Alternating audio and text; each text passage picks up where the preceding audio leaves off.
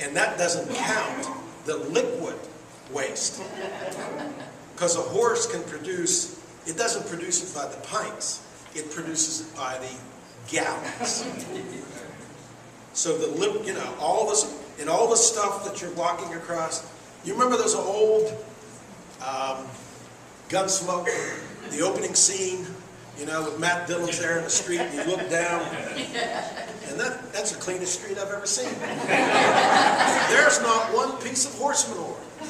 Well, my goodness gracious, there's horse manure. You know how we used to clean a lot of the streets in the early American cities? We let the pigs run. Because the pigs would clean up all the junk.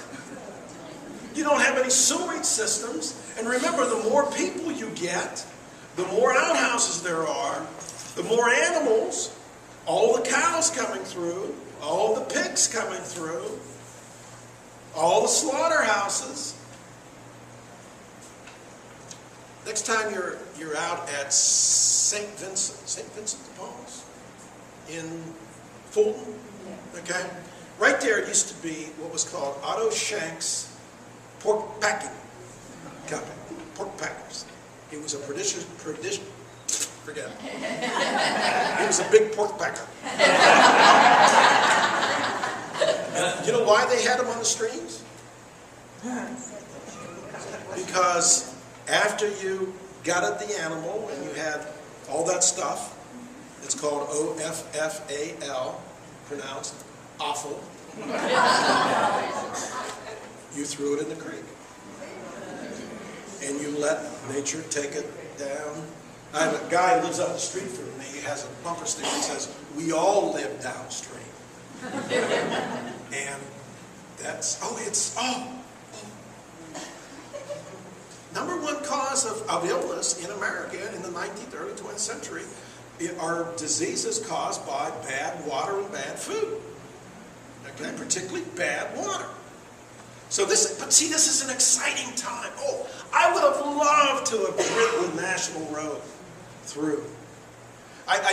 You read about these accounts coming through the hills of I remember reading this one account of a group that stopped for the night in Frostburg. Now, if you've ever been up on 68, they have that big sign, adverse weather conditions for the next 28 months. When they woke up the next morning, the snow was at the top of their wagon wheels. They were there for 3 days before they could get their wagons out. And the trip through I think that would be just fascinating to stop in there. And when you stopped in the tavern, you didn't want to get there late, because if the meal were over, you would get the cold shoulder. See? Like that. You get the cold shoulder. Yes.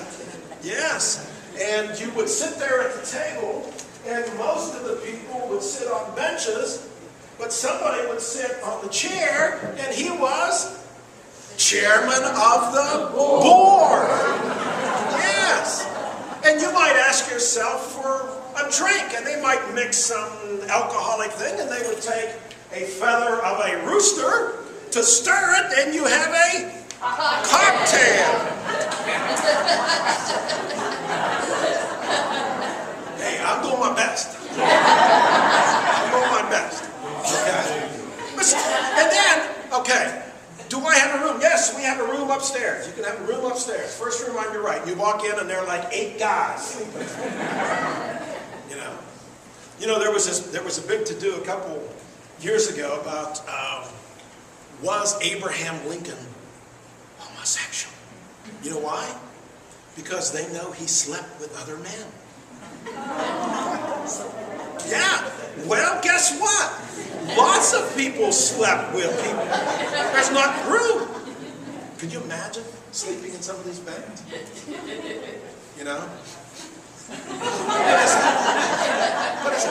We haven't yet got into the idea of use of soap or deodorants or antiperspirants.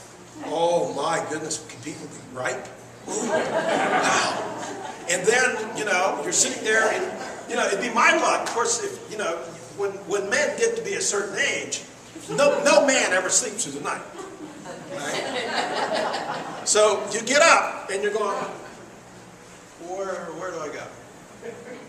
I'm going to the windows where I'm going.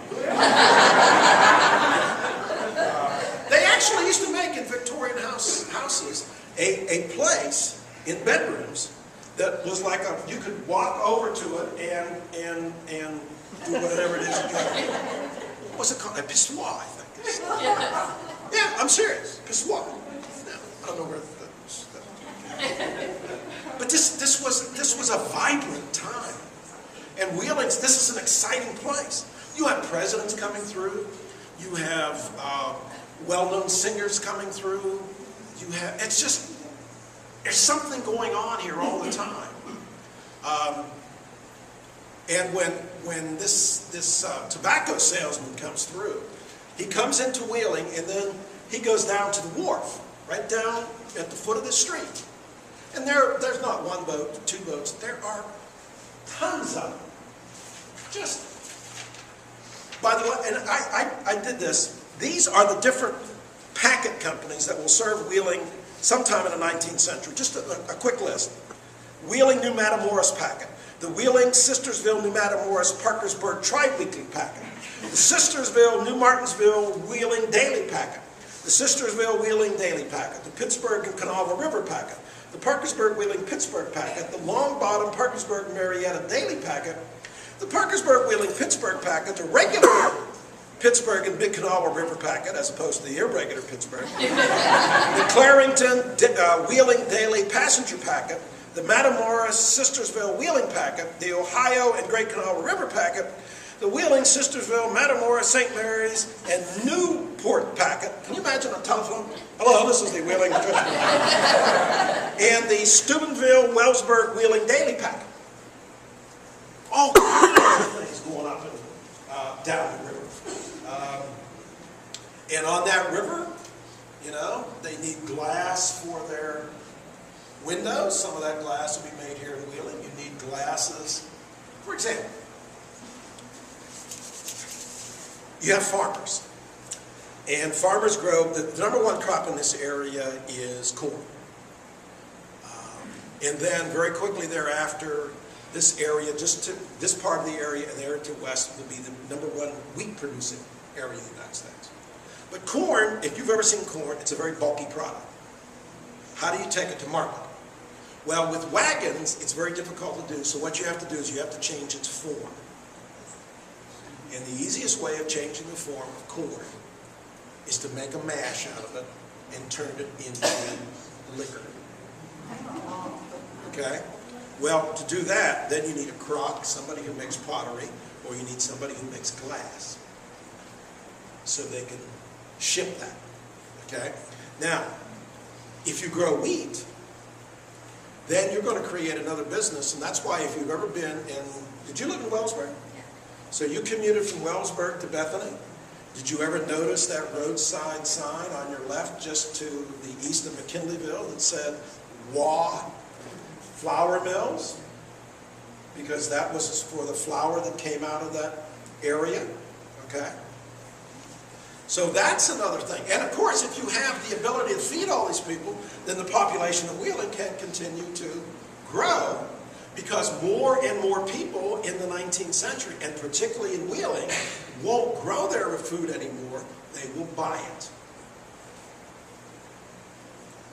And as we go through the 19th century, we start at the beginning of the 19th century with about 90% of Americans who are in agriculture, and by the end of the century, it's probably 30%, something like that. And Wheeling takes advantage of its location.